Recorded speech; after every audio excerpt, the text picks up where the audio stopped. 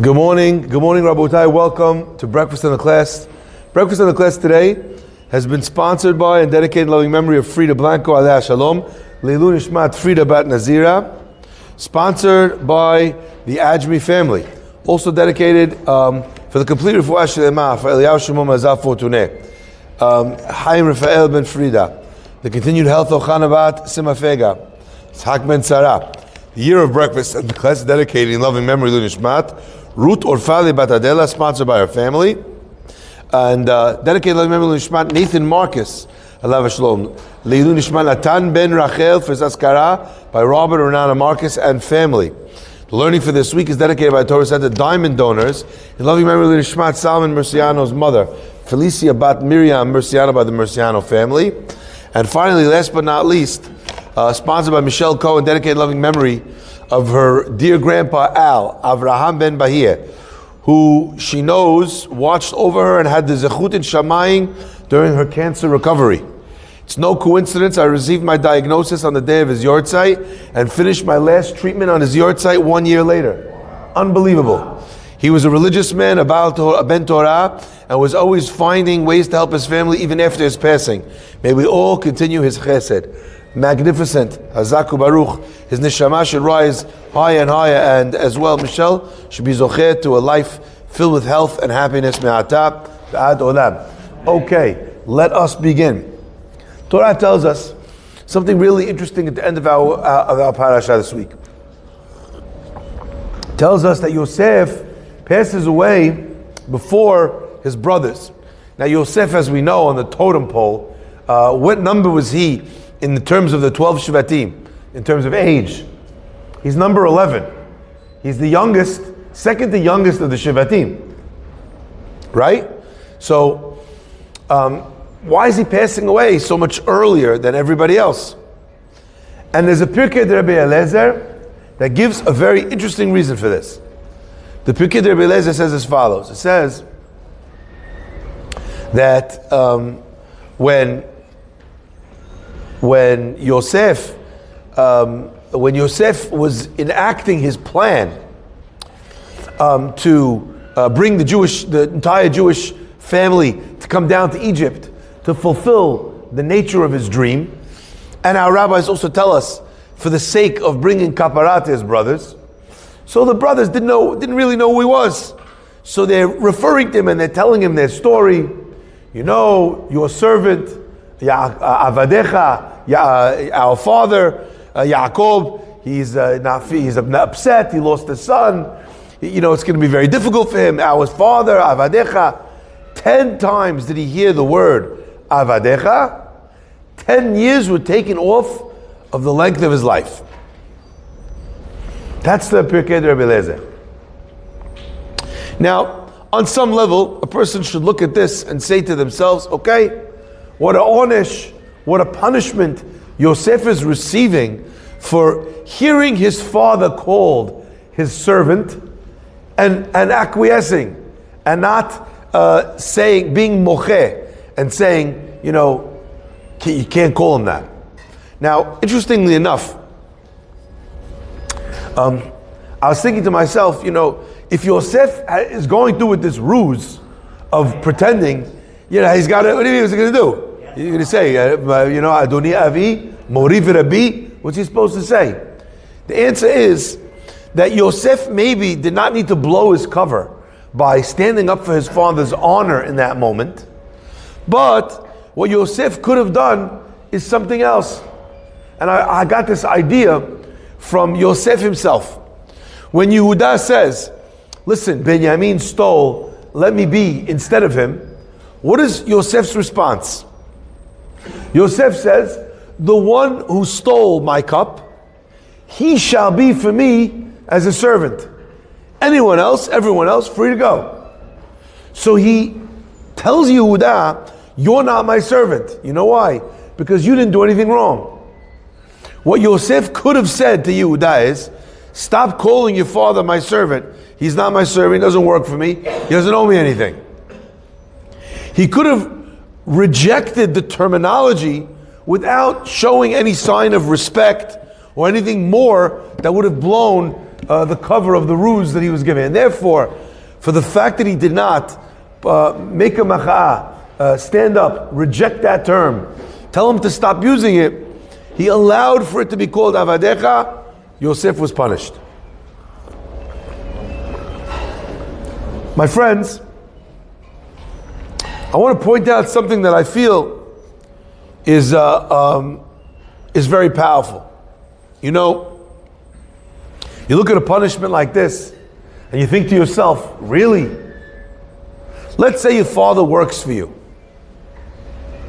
That happens.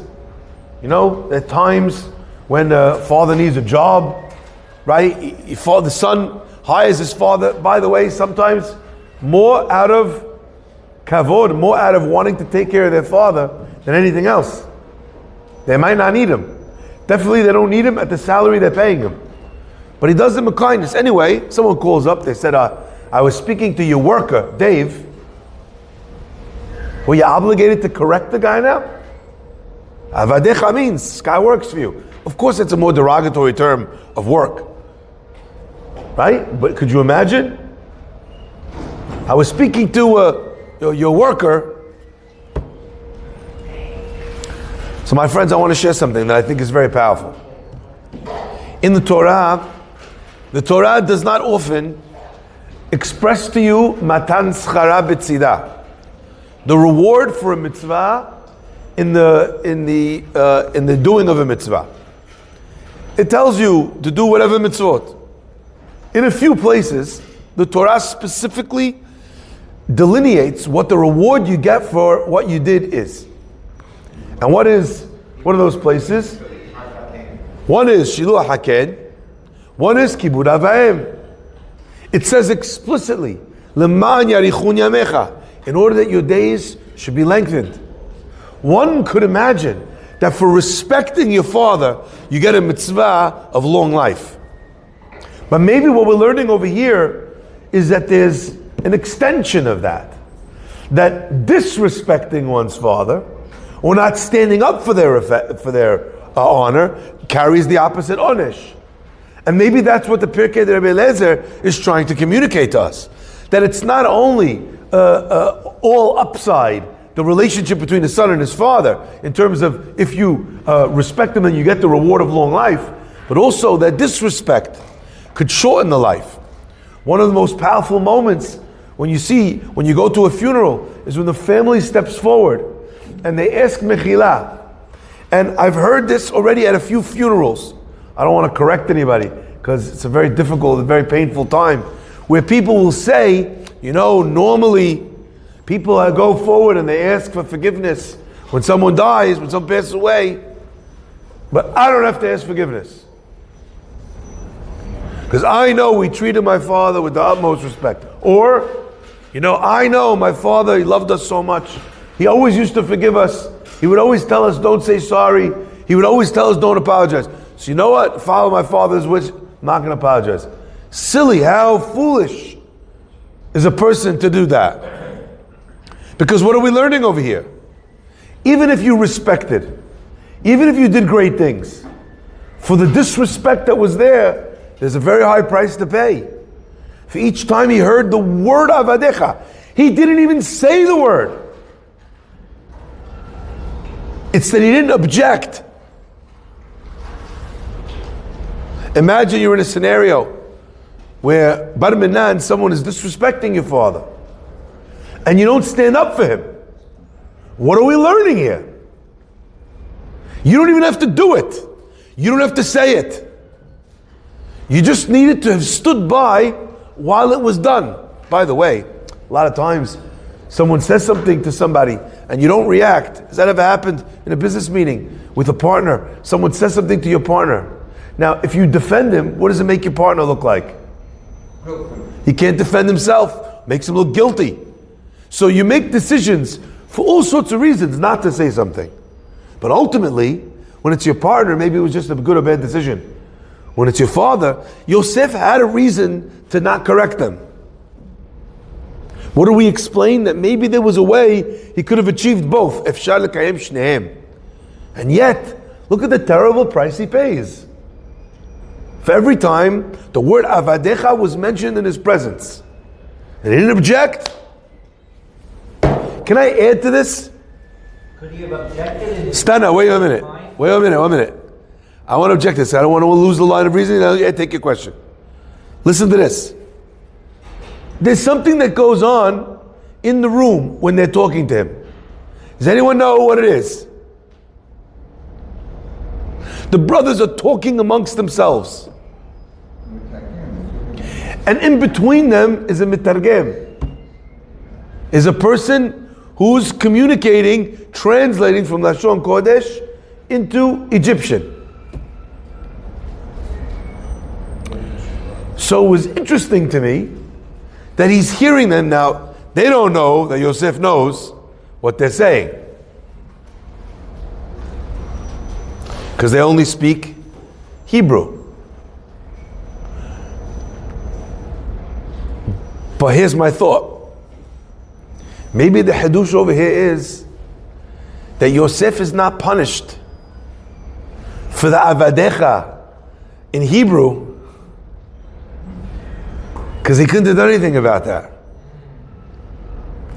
But on the translator, all he needs to tell, who's the translator, by the way?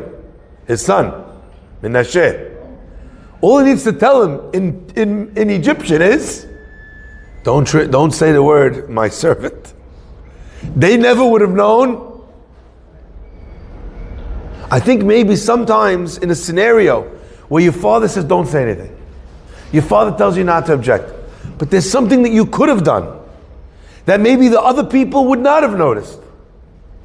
Maybe you could have reassured your father while the person's saying it. The guy's out of his mind. He's crazy. Look, he speaks this way to everybody. Maybe you could have minimized it. Even to minimize disrespect of your father carries an onesh, carries a punishment. So I want to explore this idea. But before I do, you had a question. Oh, could he have done it just in his mind, maybe, and not even said it? Just in his mind. No. Maybe he didn't do it in his mind. No. Objection is only when it's said. That's why we say, objection, Your Honor. So listen to this. I want to suggest something. We've discussed many times that the punishments and rewards in the Torah that a person receives for their mitzvot and averot, for their mitzvot, for their good deeds and their misdeeds, is not a disconnected punishment that God gives you separate to the thing that you've done, but rather it's an extension. It is part and parcel of what you've done, which is why God's punishments are midah keneged midah, not only because God wants you to know what He's saying to you, so He kind of gives it to you in the same vein, but even more than that, on a higher level, what God's doing is God's saying, you know, this mitzvah, it was the source of blessing for this. My friends, what is your father and your mother to you? King and queen. King and queen. More than that. In the language of the chinuch, they are sibat heyuto ba'olam. They are the reason you exist. They are your creators. Mark said, partners with the Creator. Who said that first? Chava. Chava says, Kaniti ish, I made a man with God. Right? So a mother, a father, they created you. They are your life force. Respecting them is respecting your life force. Disrespecting them is disrespecting your life force.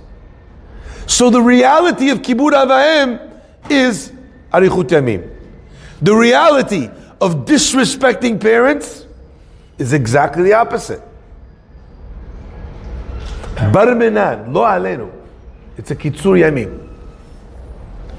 Michelle Cohen gave us the most beautiful expression of this. And everything is min hashamayim, because I wanted to share this with you. I heard a story from a gentleman at a wedding that I attended this week.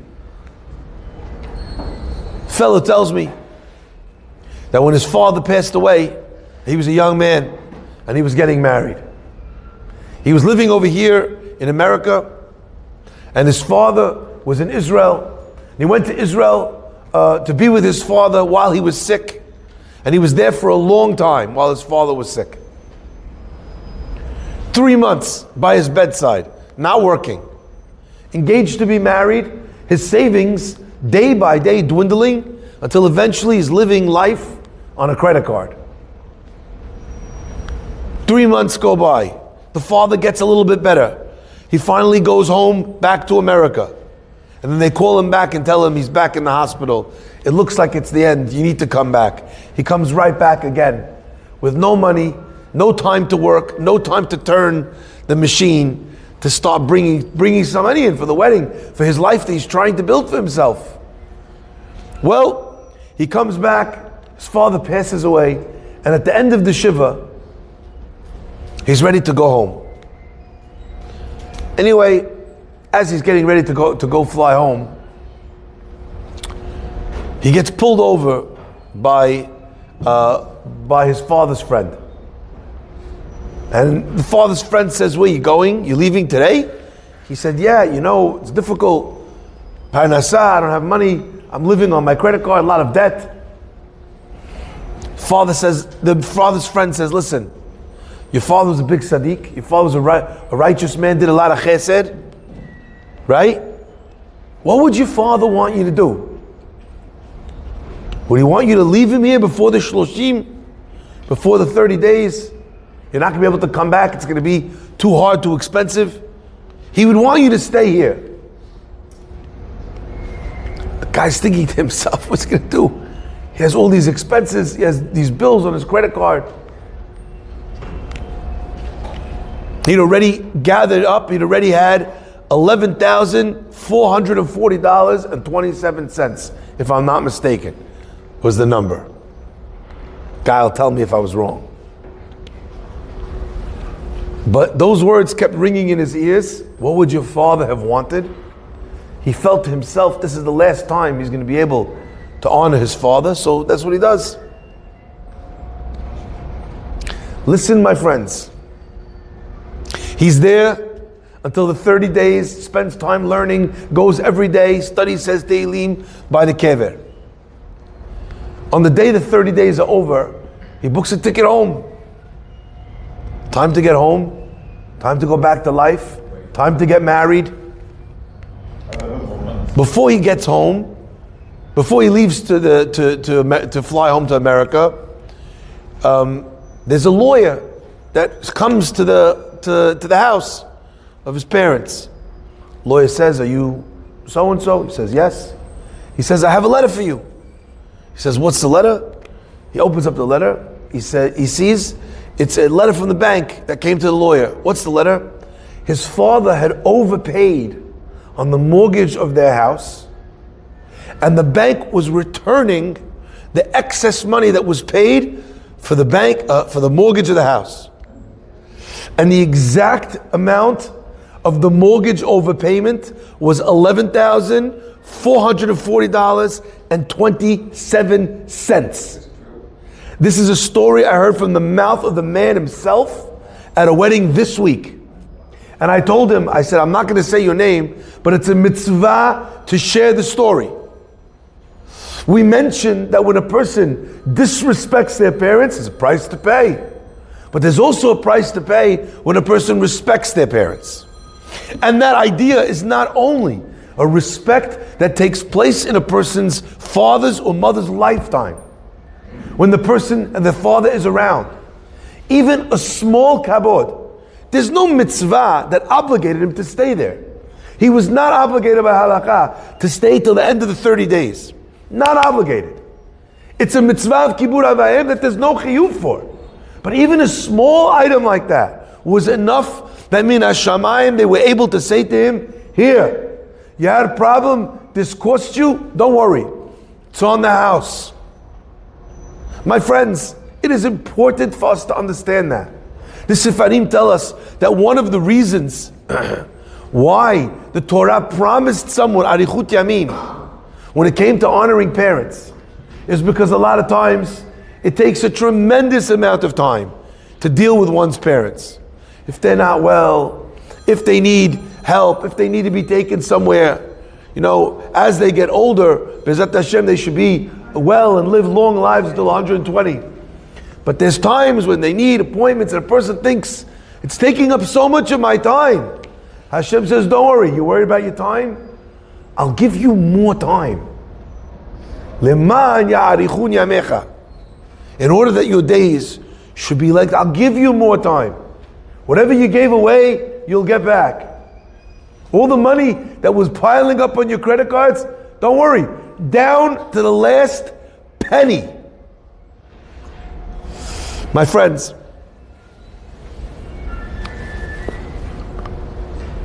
I felt like I needed to share this with you because I feel that this is something that a lot of times people don't realize.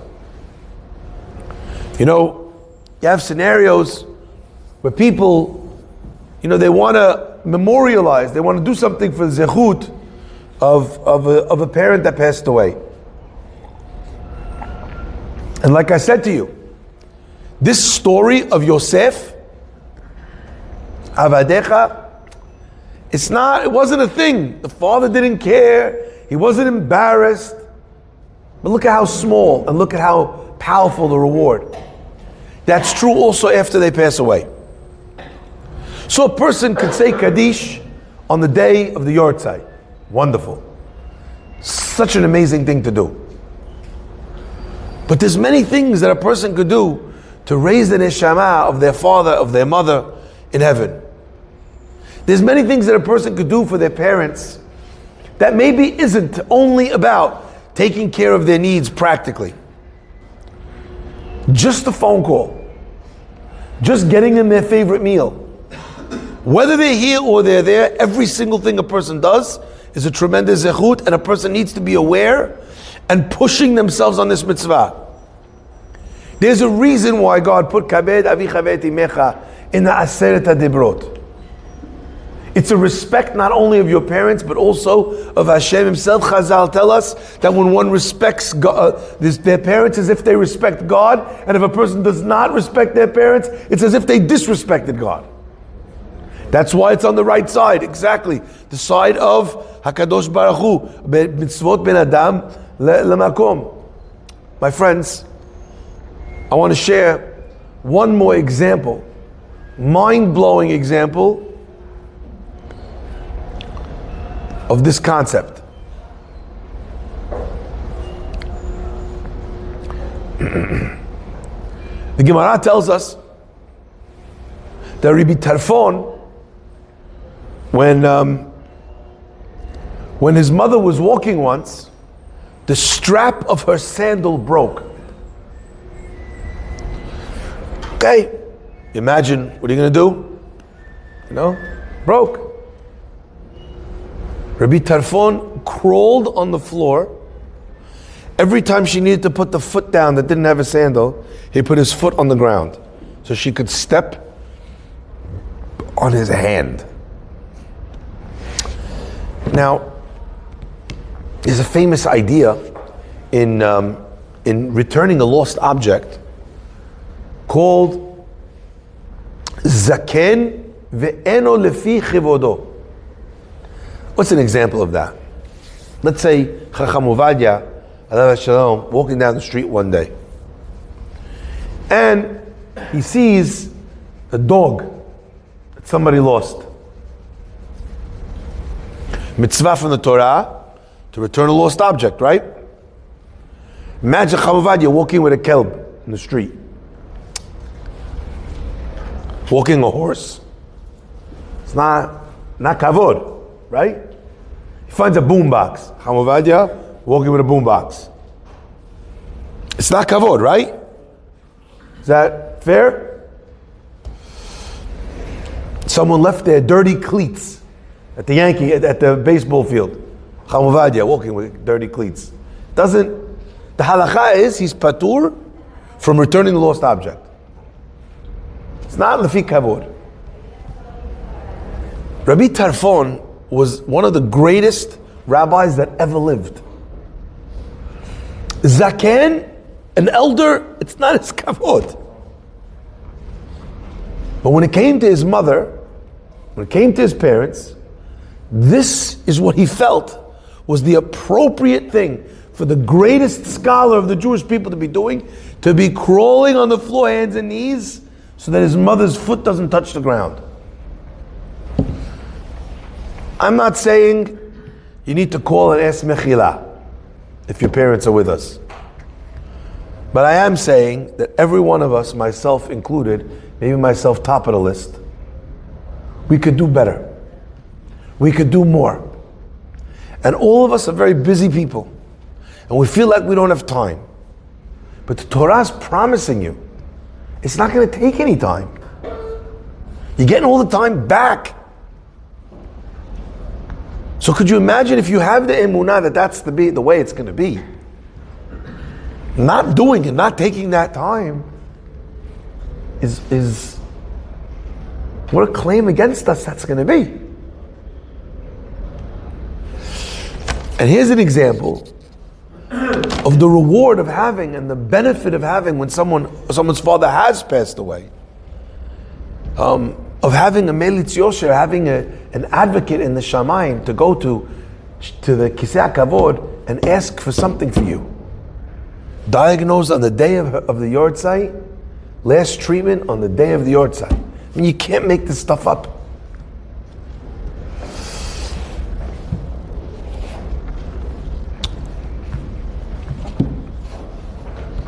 So, if anyone is listening to this today,